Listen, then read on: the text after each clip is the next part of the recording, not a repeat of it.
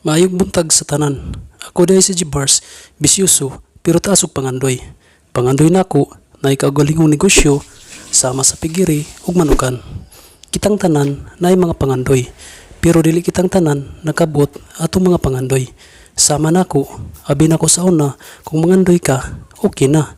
Pero dili dahi nga na, dapat dahi nato lihokon o trabahon atong mga pangandoy. Dili man dahi ni maabot kung ato rang tanawon o katugan.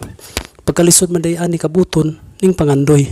Amot kin sa puy nagsangit ni ini. Hihi. Busa karon aw na ni hinahinayog lihok ang pangandoy. Una, dapat disiplinahan ako ang kagalingon. Iwas bisyo sama sa sugal ug inom. Kay babag kini sa kalampusan. Grabe mong na ako paimnon sa una. Buntag pa sa iyo, inom diri, inom dito. Kay lagi may kalipay o pawala kuno sa stress. Tinuod malipay ka. Pero pananalian ra. Sa tinuod, isa mo tinuod ng stress. Kay gawasan na horot ang kwarta, nakautang pa ka. Usahay, maglalis pas ka inuman. Kanya mo promise nga dili na mo inom bugotro. Kay na nakita ang lawas, sa sigig suka diri, suka dito.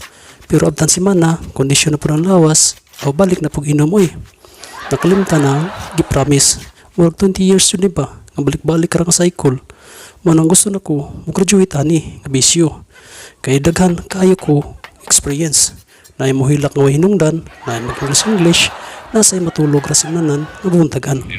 Manang karon na-realize na ako nga haw na ni utruhon nga habit kay mao jud ni hinungdan nga nung nagbitay ra gyapon ang pangandoy.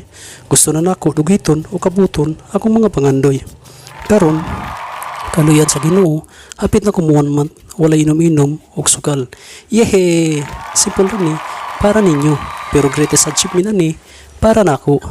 Pero dili alim ako nagiyan kay grabe nga adjustment. Labi nagnaay mga agda barkada, makauna na jud ka sa red horse nga bugnaw kayo. Makapantulon gud ka sa laway, maguna na sa arits nga nakasuaso. Dili malikayan ang lawas, mangitag inmanon. Pero ahong utok, siig tambag, malikayan na kay gikan na kadiha. Masira mga pangarap mo. Bitaw no, nindot ra man diay sa paminaw kung wala na kay inom sa ilim nun nga makaubog. Gawas sa healthy mo lawas, healthy pa mo bulsa.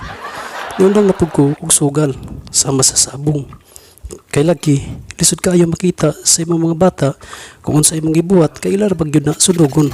Sama ani akong bata, ganhana mo hima sa manok, bata pa. Mga samtang sa iyo pa, di kaya na nato ang dili maayo nga bisyo. Kay manukot ra pag yun ni atong lawas. Samtang wala patay balatian, ato ning ampingan atong kalawasan. Kay kasagaran, mag-amping ta kung nanatay balatian. Mao na ang pipila ka rason nganong iwas bisyos ako. Karon, nakapokus na ko sa akong gamay nga negosyo. Padayon lang ta sa paningkamot, inubanan sa pagampo. Kay pohon, dili mahibawan ang gamay natong negosyo, hindi ko na diay. Kung ihatagan na pod nako, og time ang pamilya. Nalingaw ra man pud ko, nagsaksi sa akong mga bata sa ilang pagdako nga lipayon uban ang ilang ginikanan o pamilya. Kung din nilang kutob, sa sunod na punta, mag-istorya. Daghang salamat.